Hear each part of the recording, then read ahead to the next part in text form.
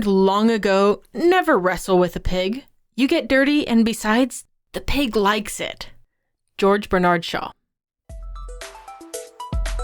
You're listening to Writing Roots, brought to you by Aspen House Publishing. Welcome to Writing Roots. I'm Lee Hull. And I'm Lee Esses. This is not necessarily a piece of advice, but more something that we can see in the behaviors of authors everywhere. And it brings down a lot of criticism. And this is how we respond to critics of our books. We mentioned last episode how sometimes people will post negative reviews in hopes that it'll uplift their own book by comparison, and how that's a completely faulty mentality. The only thing you can do if this happens to you that makes it even worse is to respond by arguing with them. Because, like our opener quote said, the trolls like it. They like playing in the mud. That's their thing. This one especially is one that it feels like there's a logic behind arguing with critics. And one of the first things that comes to mind when we talk about that mentality is a sense of injustice. My book is fantastic. If you're only leaving a 1-star review, then that's on you. And I'm going to argue with you about it because you missed all of the main themes of the book. And it can be really difficult because we are so protective over our stories. I mean, these are our babies. But it is so dangerous because if you go out there and you argue with the critics, you're not showing a very good face for yourself. You may think that you are putting the troll in their place or that you are showing that you are better, even if you're logically arguing it out. But that's not how it works. People never look at that and say, yes, that's a good thing. This tendency that people have often grows from a place of not wanting to admit fault. Not wanting to admit that, yes, maybe there were things that needed to improve, that if you defend yourself, people will see that, but they won't. Another thing that is probably the absolute worst way to respond to a critic is to accuse the person leaving the review of terrible things. Well, you didn't like my female lead character because you thought she was unrealistic. Well, that makes you a sexist, terrible person. And people will respond like that. And it never reflects well on you, the author, especially when you start attacking the person leaving the review.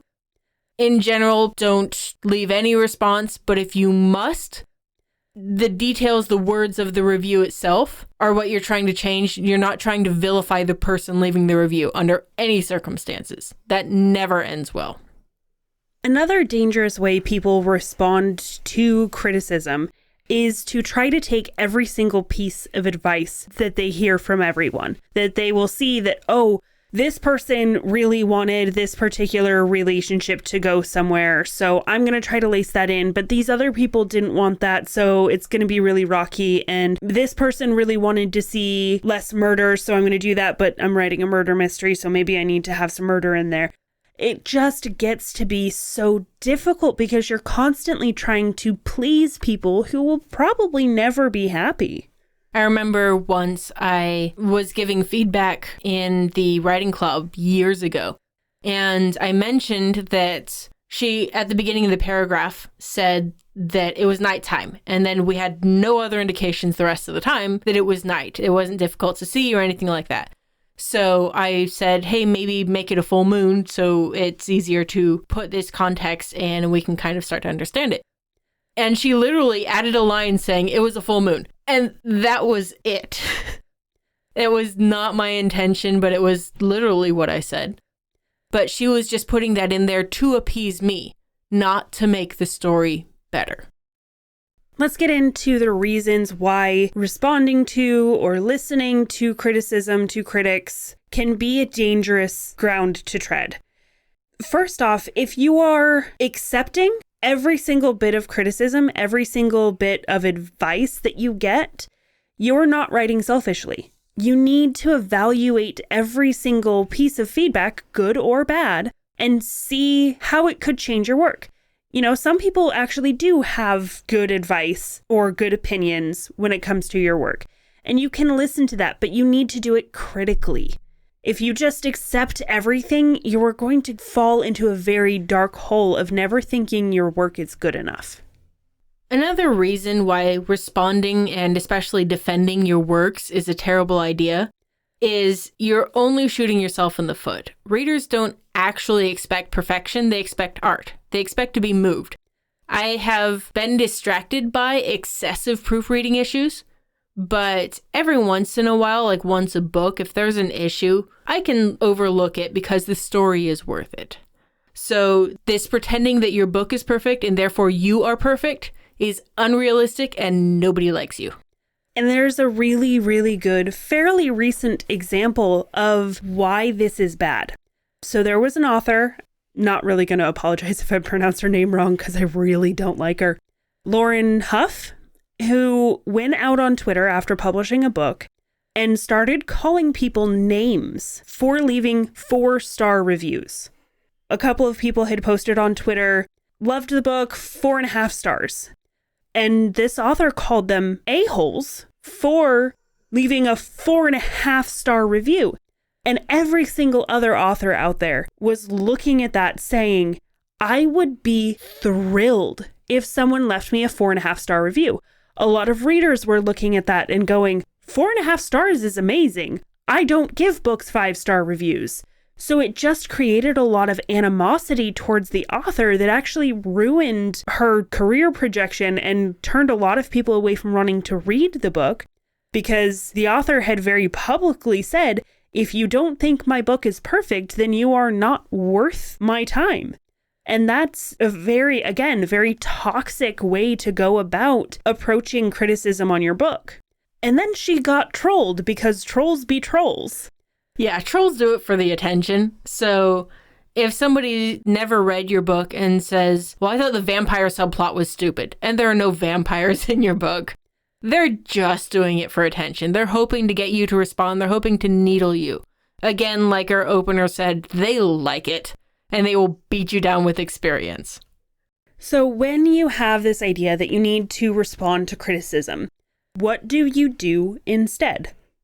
If you feel compelled and your inner character, your hamster or whatever, is telling you you have to respond to these critics, instead, engage with your audience on social media in a positive way. Thank the positive reviews.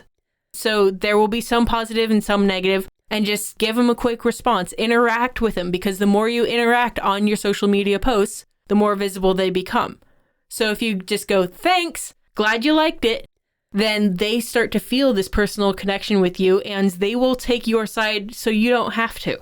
Yeah, if you have that open engagement, that open response, people will feel more free, more able to come to you and be nice about it. If you are nice, you are going to get kindness in return.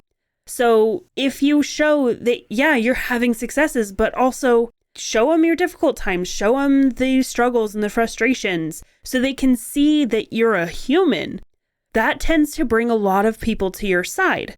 And these negative critics who are especially just trolling you and are doing it for the attention have no actual sense of what fiction is most of the time. Well, you had vampires in your urban fantasy and that's unrealistic. Well, yeah, vampires don't exist. Why are you grilling me for that one? It's fiction. They make themselves look bad enough that by stooping to their level, you're only making them look better by acknowledging them. So just let them make themselves look stupid over there and just let them be. Yeah, my general advice for responding to negative criticism is just ignore it. Don't look at bad reviews. Don't let it get into your head because it can be a very easy trap to go into a downward spiral of not thinking that your books are right. So instead of accepting it, instead of worrying about it, respond to the criticism, respond to any of that by saying, this is something to be celebrated. You did a thing that a lot of people say they want to do, but never will. You published a book. Celebrate that. And even if you are statistically the absolutely worst reviewed author on Goodreads, Goodreads releases a list every year of like the 20 worst authors of the year. Great, you're on a list. Yay! Some people like to go read those books because they're amusing. And one of my favorite responses that I've seen to negative reviews is to use them as a marketing tool. There is a coffee shop in my hometown. The competition got all of their friends to give this particular coffee shop 1-star Yelp reviews so that the other coffee shop would look better. So what they did was they went and told all of their people, hey, if you leave us a 1-star review, we'll give you a cup of free coffee. So they got 1,000 more 1-star reviews so they can claim to be the absolute worst coffee shop in town, according to Karen on Yelp. That's amazing. This doesn't work every time, but it worked for them. And using those negative reviews as a marketing tool can be a way to promote your book to the right people. The other thing to do is to remember your book simply isn't for everyone. Your audience should never be everyone. That's just implausible. Your audience are the people who like the same things that you do, who are interested in space vampires, who are interested in urban fantasy or whatever it is that you're writing, that want to read the books that you are writing.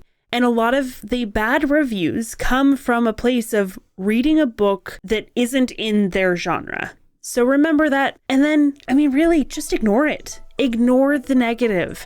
Focus on the positive, focus on the accomplishments, because this is your thing. And it all starts when you write selfishly. If you have a question or comment for our hosts or a topic you'd like us to cover, send us an email at writingroots@aspenhousepublishing.com or find us on Facebook by searching for Aspen House Publishing.